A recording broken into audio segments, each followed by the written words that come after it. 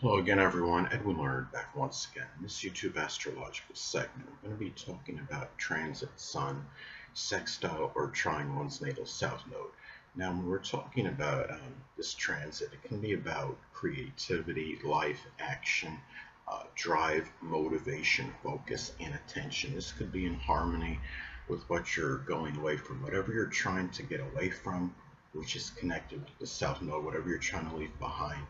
There's a better opportunity at this time than most to actually um, to get away from it, because you could put more of your focus and attention on it without as many diversions and distractions. And uh, it could be a time. Remember, you're talking about a good relationship between the sun and the south node.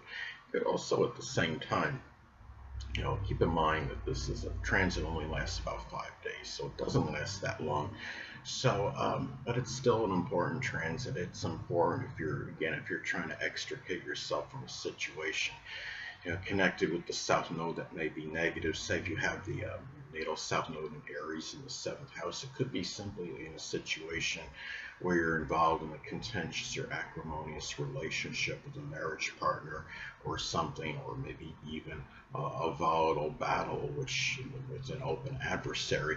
This is more of a time when you can have a better chance to actually get away from it, because you are being able to put more of your focus and attention on this matter, more so at this time than many other instances. Now, another thing too is that this is the south node actually does have some good you know, qualities, and I want to talk a little bit more about leaving it behind and what you're trying to go away from. And if you have the natal south node, say if it's in Aquarius, just an example, could be going away from the idiosyncratic or rebellious or overly non-conforming behavior, and there's more of the chance to take action on this and to have that focus, that attention, and be more have a good motivation drive in doing so. And the fact that the South Node is connected with the past, it could be people that were prominent in our past.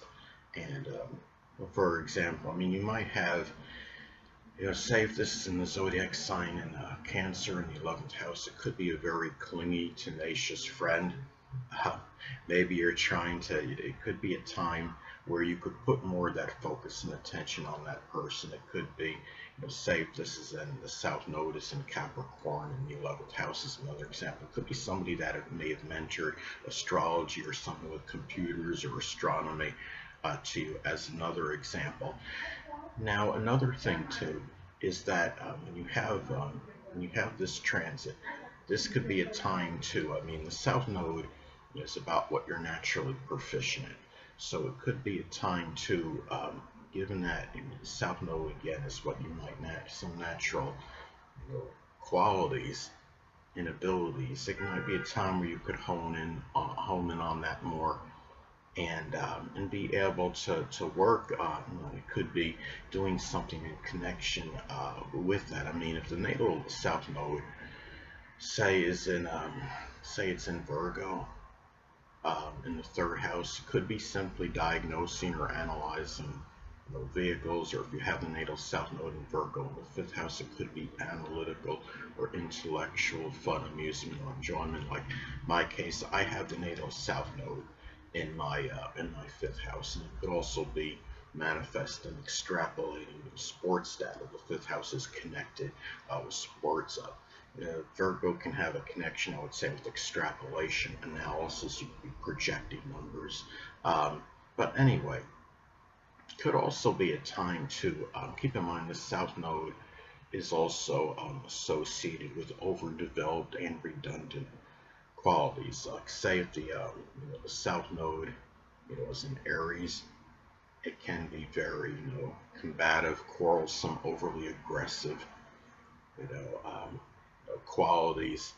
And it might be something where we're constantly always having to take action on things, being busy constantly. Um, and when you have the transit of the south node, making a good, positive aspect to it, a sextile or a trine, this is a time where you can focus on this more. And if there's something that you're trying, to work on, at least modify the energy a little bit, this could be the opportunity to do so and to take action in these matters as well. And the thing about it too is, the sun is also about our creativity. So when you have the transit of the sun, basically making good aspect to the natal south node, again, the south node can also have a connection with what you're naturally adept or proficient in. It could be an opportunity to be even doing something creative in connection with the south node placement. If the south node is in Aquarius, say, it might be doing some kind of computer graphic art, as an example. And again, the south node is what you're generally getting away from, but it doesn't mean it can't be used from time to time or even incorporated with the north node placement from time to time. I have, again, my south node is in Virgo, of course, making my north node in Pisces. And I think I believe I put a lot of detail-oriented energy in what I do with the metaphysical, which includes astrology. And that energy, I think, is coming from, I believe, is coming from the Virgo energy, very detail-oriented energy, being able to dissect, charts and bringing that into the North Node of Pisces, which again is connected with the metaphysical, which includes astrology. But anyway, the next thing up, well, this is also, South Node can be about what could be affecting you to your detriment. So if you're having this transit, and if it's something that may be affecting the sun is about life. If it's affecting your life to your detriment, this is something where you can have the ability to work on this and say, okay, this is what I'm going to do, or I'm not going to allow this to affect my life to its detriment at this point in time, because again, the sun is about our focus and attention. It gives you an opportunity to focus and put your attention on these things that may be affecting your life in a negative. If it's affecting you in a very adverse or negative fashion at this time, again, going back to the natal south node in Aries, again, that could be an overly acerbic, aggressive, type pushy, energy. And of course, naturally, if that's coming out, that can affect your life to your detriment, because what could happen is people might be taken back by that, and it could affect even relationships as an example. It can be also too, south node is also about our comfort zone, where we feel complacent. And the thing about it is, it's a time too where you maybe have a better chance of taking that action at this time, and having the drive, the motivation to do something, as far as maybe getting out of that comfort zone. But it could also be a time where the sun being connected with the biological father and children, if applicable, it could be a time where these people are actually maybe in favor of where you feel at home with it, that again, that comfort zone where you may feel complacent, and or even the qualities, the things you may naturally be proficient in as well. So anyway, now it's again, as I stated before, now the time this transit could manifest in a time where the biological father and children, which is connected with the sun, may be in favor of what you're naturally proficient in, which is the south node. Now, let's say, for example, if the south node is in Virgo in the 5th house, like I have, it could be very intellectual or analytical, which is Virgo, amusement or enjoyment, which is the 5th house, or being able to extrapolate sports data as another example. And now it's also a time too when you have this transit. The sun is about our energy and vitality, and it can be a time where you have that right amount of energy and that vitality. It can be creative energy, which is the sun, and it can, but just general energy and vitality as well. And having that to do, it could be activities with somebody from your past. The south node can have a connection with the past.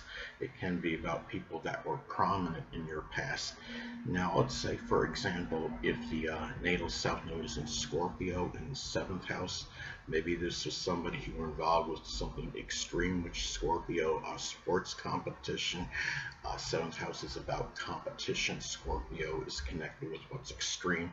Hold on a moment, people.